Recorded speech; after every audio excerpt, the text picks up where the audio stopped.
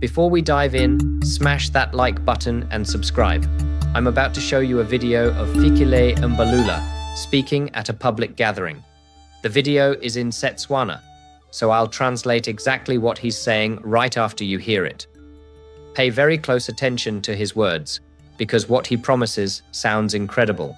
But as we'll see in just a few minutes, it's completely disconnected from reality. South Africa ya rona. This is our country. We don't have two passports, we've got one. And we must be in solidarity with others. Baba tlatlapiwa mole hati. Ene bana ari rili skolo rili kupile le ya dikolo. Hadi fitla ko skolo ngotu ya o feditse skolo ha o tshwantse krem mereko o tshwantse o tleka experience. Re re ntwe wa ifele ha batho ba kreye experience. Abantu ba kreye experience ko mereko. Ali ya ko masipala wa Madibe le batla mereko ba le batla experience le ba report ko nna. Because he's telling young people that experience requirements will end. He's saying everyone must get jobs, including people over 35. He's even giving young people his personal contact information, telling them to have employers call him if they dare ask for experience. This sounds like a revolutionary promise, doesn't it? Finally, someone standing up for unemployed youth against unreasonable employer demands. But here's where this falls apart completely. Let's talk about what the ANC has actually delivered. For over 30 years, the ANC has been in power.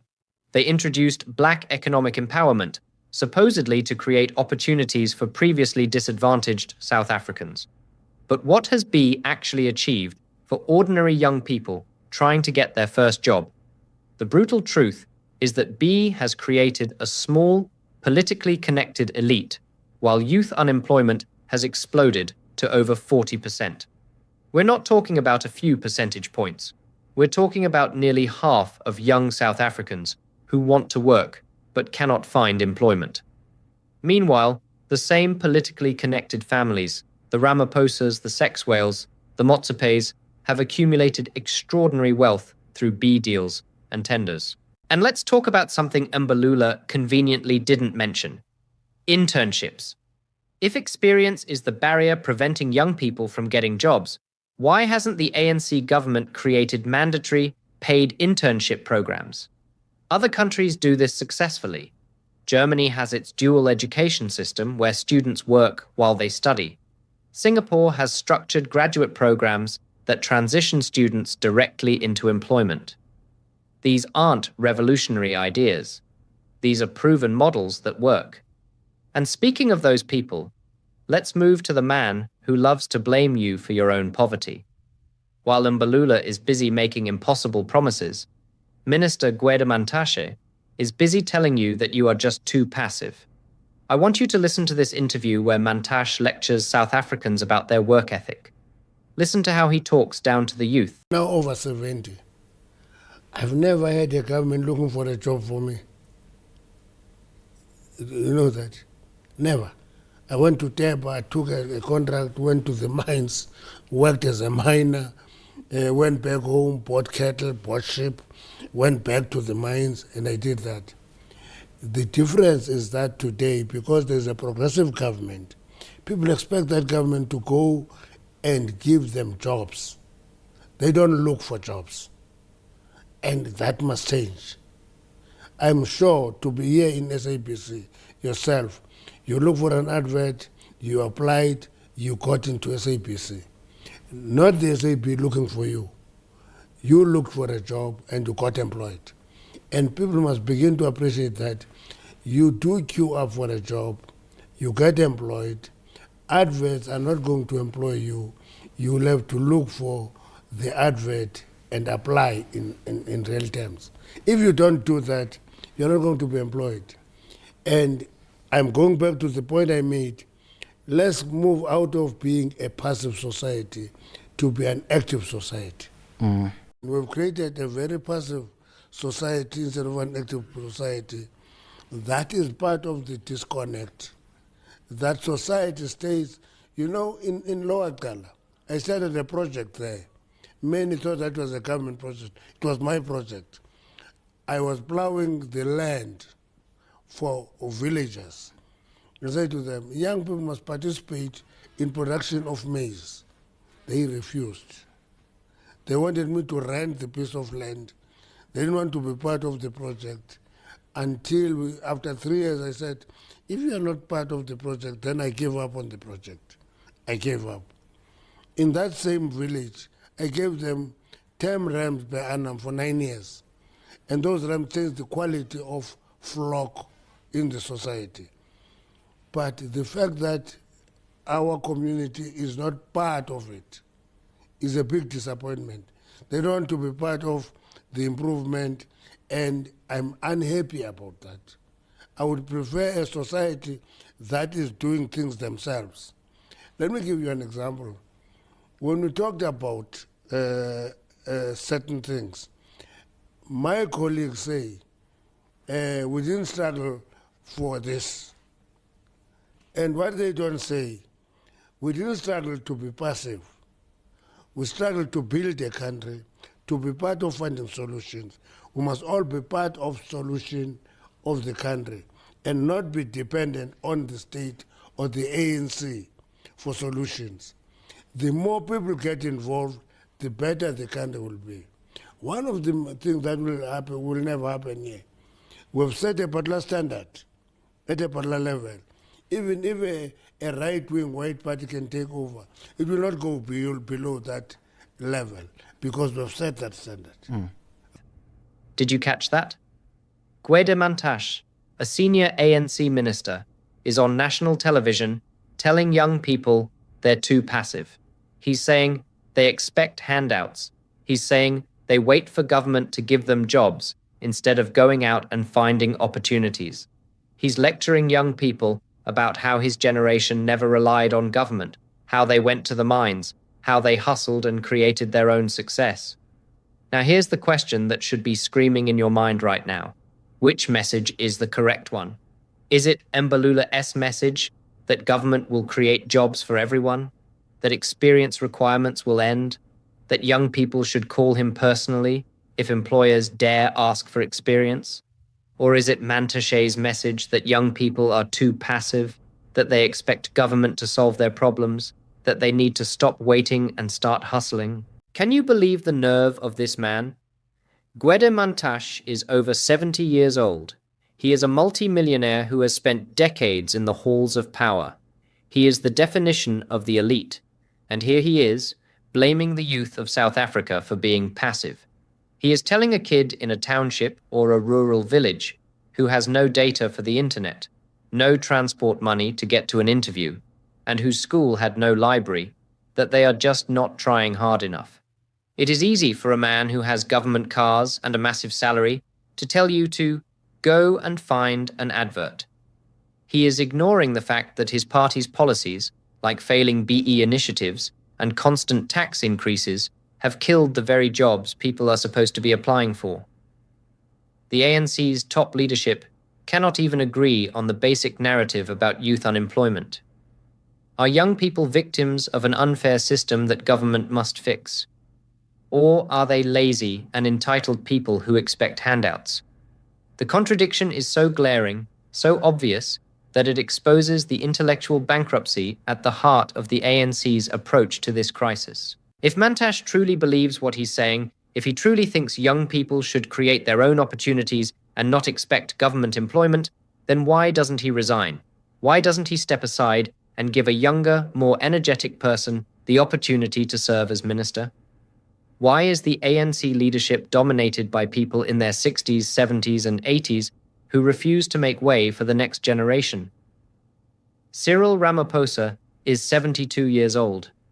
Gwede Mantashe is 71. Paul Mashatile is 63. These are the people running South Africa, making decisions about the future, while telling 30-year-old unemployed graduates to stop being passive and create their own opportunities. The hypocrisy is suffocating. And we haven't even gotten to the best part yet. Stay with me, because this is where everything connects. If you're not subscribed yet, hit that subscribe button right now, because this channel brings you the analysis mainstream media won't touch. Let's talk about Mantashe's children, specifically his son Buyambo Mantashe. This is where the hypocrisy reaches levels that are almost unbelievable. While Gwede Mantashe is on national television lecturing young people about hustling and not expecting government jobs, his own son has been at the center of multiple controversies involving government appointments and business opportunities that mysteriously came his way. If experience requirements should end, as Mbalula claims, why are government positions filled with recycled politicians who've been around for decades? Why is there no mandatory retirement age for ministers and MPs? Why do we have leaders who literally fall asleep during parliamentary sessions, who can barely operate a computer, who don't understand the modern economy, making decisions about young people's futures? We've seen the viral videos and photos. ANC MPs sleeping during important debates. Ministers who can't answer basic questions about their own portfolios. A leadership that's completely out of touch with the realities facing ordinary South Africans. Yet these are the same people telling 25-year-olds how to find work, how to think, how to behave. Now let me show you a parliamentary exchange that exposes exactly how the system protects itself from accountability. This is a video from a parliamentary committee hearing. Mr. Lonzi, an economic freedom fighters member of parliament, is trying to ask questions about SETA appointments.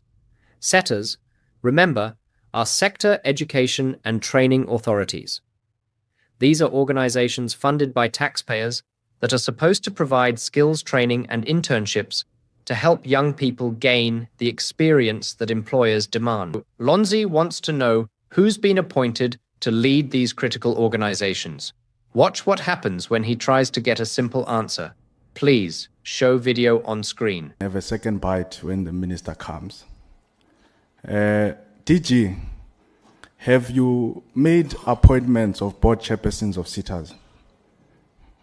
Yeah, Honorable Lonzi, we also addressed that part. No, Chair. I think, Chair, no, hold on, legally. it's going to be a problem, Chair, if you are not going to allow me to use my 15 minutes in the manner that I want to use it, Chair. No, I hope you have paused my time. No, I have, but we also have a legislative prerogative to assist one another. The DG will not know. So if you ask him a question... But you are answering for him, Chair. No, on a legislative... But he's here. You can't say the DG will not know. He must say to me, I don't know. No problem. And then I move. Now you are becoming his lawyer. No, Honorable Lonzi. The DG does not appoint. Members Chairperson, I'm not asking you. I'm asking the DG. Honorable Lonzi. But you can't, I don't understand, Lonzi. Chair. No, I'm asking the DG, have you made board appointments of SETAs? He can't make it, and I'm trying to assist But he can answer for himself. He's here. Why are you protecting him? Members wanted to ask that at the Chairperson, beginning. why are you protecting him? He's here. He can I'm speak. not protecting him. He understands English. No, he can simply say no. Honorable Lonzi, you see, we're not going to do that. This goes back and forth, with the committee chair repeatedly blocking Lonzi from getting a direct answer. The chair keeps interrupting, keeps protecting the DG, keeps preventing a simple question from being answered. Finally, Lonzi says, I don't understand why you're protecting the DG. The DG can answer for himself. He's here. He can speak. This is what accountability looks like in ANC-controlled institutions. When opposition MPs try to ask basic questions, they're blocked, they're interrupted, they're prevented from getting straight answers. The system protects itself. The officials protect each other. And the very organizations that are supposed to help young people gain skills and experience cannot even answer simple questions about who's running them. Now here's where everything comes together. This is a screenshot from SABC News that I'm going to show you. Read this headline carefully because it proves everything I've been saying. The headline reads, Minister of Higher Education and Training, Dr. Mbalula Nkabane, has withdrawn the recent appointments of chairpersons to various SETAs following public criticism over alleged political interference. Let me read you the next part. The decision comes after concerns were raised about the inclusion of individuals with connections to the African National Congress, such as Buyambo Mantashe, son of Minister Gwede Mantashe, and former KwaZulu-Natal Premier Nomusa Dube Ncube. There it is, right there in black and white. Buyambo Mantashe, the son of the minister who lectures young people about not being passive and not expecting government jobs, was appointed as a SETA board chairperson. These are organizations meant to train young people. These are organizations meant to provide skills development. These are organizations meant to create opportunities for those without experience. And who gets appointed to lead them? The children of ministers. Lonzi, the EFF MP, said, "We can't simply accept that, as South Africans, people can just wake up, put children of ANC ministers, put politicians, and then when they get resistance from opposition parties in parliament, all of a sudden, a few days later, they just release a statement and say they are withdrawing it. This is the same problem we had under the budget." The minister only withdrew these appointments after public outcry, only after opposition parties exposed what was happening, only after it became a scandal that they couldn't hide. This is the ANC's standard operating procedure. Appoint politically connected individuals. Hope nobody notices. If exposed, withdraw and promise to do better. Then try again in a few months when people have forgotten. Dr. Nkabane claimed in her statement that the withdrawal was to ensure SETA leadership is based on merit and free from political influence. But the damage is already done. The pattern is already clear. The intention was already revealed. They appointed Mantashe's son. They appointed other politically connected individuals. They only backed down when they got caught. So let's connect every single dot. Mbalula tells young people that experience requirements must end, that everyone must get jobs, that he personally will intervene if employers ask for experience. It sounds wonderful. It sounds like someone finally cares about unemployed youth. But it's completely unrealistic because the ANC has created an economic environment that destroys job creation. Regulations burden businesses. Collapsing infrastructure drives away investment. Corruption and mismanagement make South Africa uncompetitive. You cannot promise millions of jobs in an economy you've spent 30 years destroying. Meanwhile, Mantashe tells young people they're too passive, that they expect handouts, that they must create their own opportunities. But he's 71 years old and still occupying a government position. He refuses to make space for young people to lead. He lectures about self-reliance while his own son gets appointed to a SETA board without applying, without competing, just because of his surname. And when opposition MPs try to ask questions about these appointments, they're blocked by ANC committee chairs who protect officials from accountability. When the appointments finally get exposed, the minister withdraws them and promises merit-based selection next time.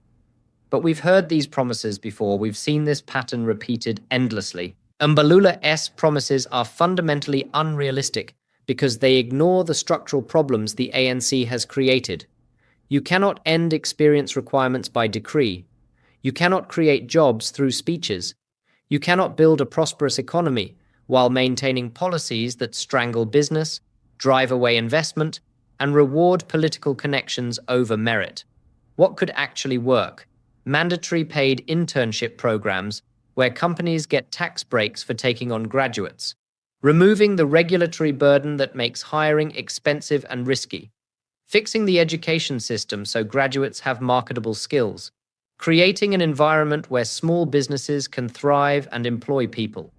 None of this requires revolutionary thinking. Other countries have done it successfully. But these solutions require actual work. They require actual policy reform. They require admitting that the current approach has failed. And the ANC leadership is incapable of that kind of honesty and self-reflection. Instead, we get Mbalula making promises he cannot keep. We get Mantashe lecturing young people while refusing to retire. We get SETAs captured by political appointees instead of training young people. We get a government that takes more in taxes while delivering less in services. We get a leadership class that's over 70, falling asleep in parliament, completely disconnected from the modern economy, making decisions about young people's futures. The contradiction between Mbalula and Mantashe isn't just embarrassing. It reveals that the ANC has no coherent strategy for youth unemployment. They don't know whether young people need government intervention or self-reliance. They don't know whether experience requirements are barriers or necessary standards. They don't know whether they're building a welfare state or a competitive economy. So they promise everything to everyone and deliver nothing to anyone. Mbalula's speech might get applause. It might sound inspiring in the moment, but emotion without execution is manipulation. Promises without plans are propaganda. That's all this is. A party that has run out of ideas, run out of solutions, but not run out of speeches. The SETA scandal proves how deep the rot goes. These organizations have billions in funding. Billions.